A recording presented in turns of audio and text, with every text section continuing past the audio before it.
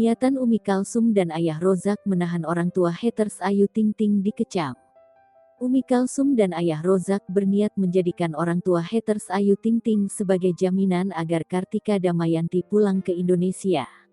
Niatan tersebut pun dikecam anggota DPRD Jatim fraksi PKB Fauzan Fuadi.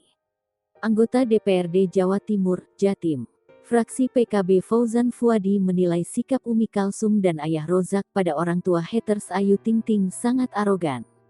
Padahal menurut Fauzan, orang tua tersebut tak ada kaitannya sama sekali dengan tindakan Kartika Damayanti pada Ayu Ting Ting. Fauzan juga mengkritik tindakan Umi Kalsum yang memposting foto orang tua Kartika Damayanti, Madi di media sosial. Menurut Fauzan hal tersebut bisa saja membuat orang tua haters Ayu Ting Ting menjadi shock. Fauzan Fuadi sendiri tak membenarkan tindakan yang dilakukan Kartika Damayanti pada Ayu Ting Ting. Meski begitu, Fauzan menyarankan agar Ayu Ting Ting membuka pintu maaf untuk Kartika. Bila nantinya masalah ini berlanjut ke proses hukum, Fauzan Fuadi akan mempertimbangkan memberi bantuan hukum untuk Kartika Damayanti.